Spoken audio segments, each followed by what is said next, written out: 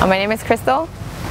I'm from the Big Island, and I think what brought me here, my life before I got here, it was crazy. I didn't care about anything or anybody. Got into drugs really bad early on in my childhood, and I used to run away from home, and my dad's a drug addict. My mom was extremely codependent, and I got into abusive relationship after abusive relationship, and I just kept getting into trouble. The more I didn't care, the more bad things that I did, and the more I didn't care about myself, the more choices I made that reflected that I didn't care about myself.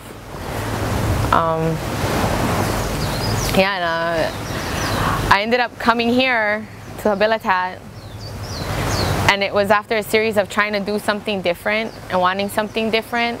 I have 2 children, and I think the fear that I have is that if I didn't change, that it would make it okay for them to do the same things that I was doing and go through the same things I was going through. So I tried different programs, I've tried different things, and nothing seems to work. Like, I just carried that, I have deep-seated anger and resentments and defiance in me, and nothing worked.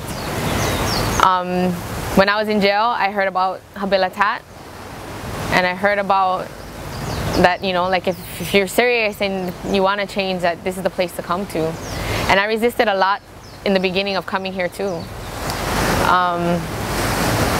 Over time, I've learned to be acceptant of what the staff here try to teach me, and I've been more open-minded. I've become more open-minded to trying different things because nothing else has worked. And then Jeff has been teaching us about EFT, the FasterEFT, and he also talks about the NLP. And I've always been kind of intrigued with what he has taught. I always listen, and the way things are put, sometimes it just makes sense, and I was real skeptical. It looks a lot weird, but I just stood open-minded. I had my first really good session that was really comprehensive for myself, that I could understand, that I could get behind, that was explained really well. And I figured that if I was gonna get anything out of it, I had to be really open-minded, and I just had to jump in, and I did.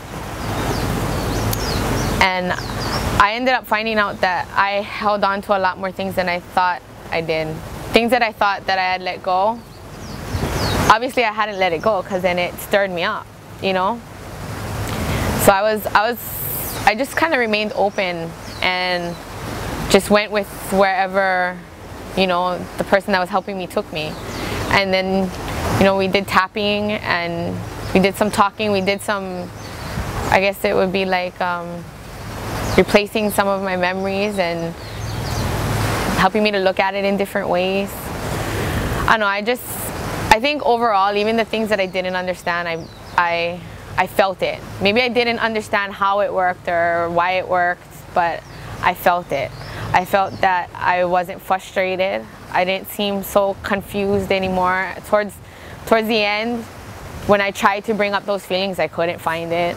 I could still probably see my memory or even remember that I felt that way about it, but I didn't feel it. It didn't stir me up anymore. The memories and the things that affected me for so long, it wasn't like I didn't feel it like how I used to. So why do you think you were addicted? Are you addicted? What was the driving your addiction? I was addicted because I was happy. I was addicted because I was sad. I don't necessarily know why. I think it was easy for me to be addicted. I think like a lot of what you were talking about like things being set up before we got here, I think, yeah, there's a lot of just where I was raised and kind of friends that I was drawn to, and misery loves company and all of that. And then after that, it's because I'm happy, because I'm sad, because the wind blew. It didn't matter. It was a way for me not to really deal with what was going on, maybe. So the session you had with Dave, how did it go? How did you feel before, after, and during?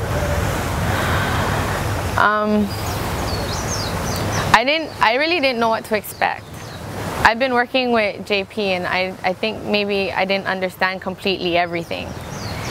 And I think when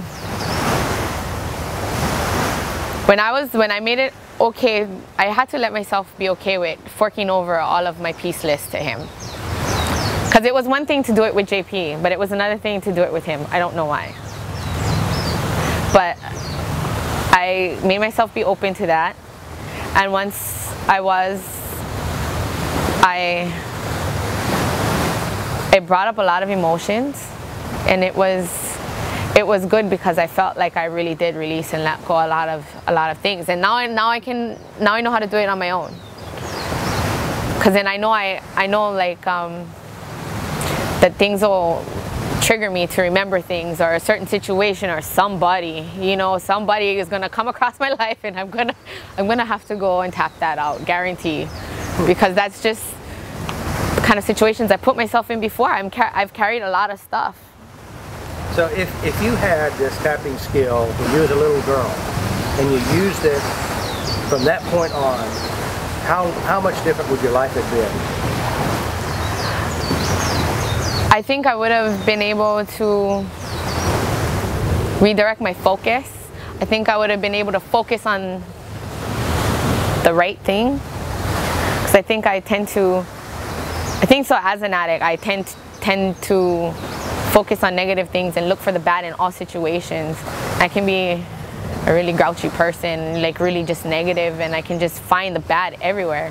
But I think so. What it helped me to do was help me to look for the good, and help me to let go of the things that are bad. And maybe there isn't a way around feeling bad about it, but not letting it be stuck. Because I felt stuck with some of the things. I don't feel like I have to be stuck. And if it does start to get stuck, I feel like I can distract myself, and the FasterEFT, I can just tap it out. So it was a good experience for you? Yeah, it was different. It was a really good experience. Let me ask you, have you ever done a lot more stupid things than tapping? Yes. So this is not so stupid, is it? No, it's not stupid. It's just different. Yeah. It's just different. It looks different. The process is different. It feels kind of different, but I've always been different, so it's okay. That's good.